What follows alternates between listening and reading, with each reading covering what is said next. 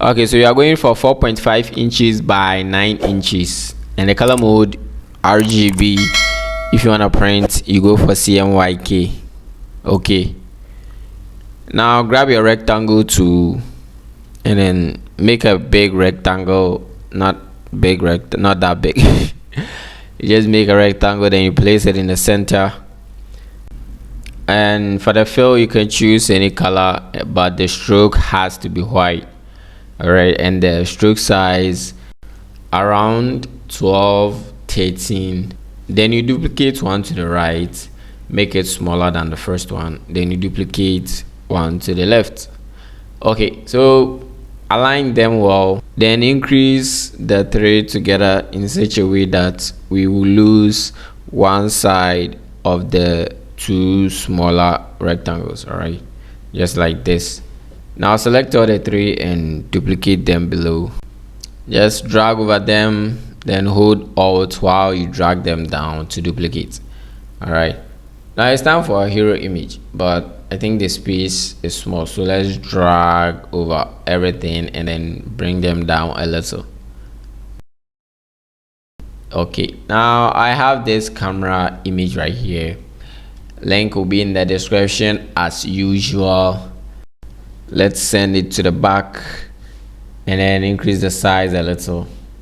Now we need to blur it, so go to filter, blur, and Gaussian blur, and add a blur amount, an amount that you can see that it's lowering the emphasis of the camera. Okay, it doesn't have to pop out so that it will counteract with the images or any text that you place on top.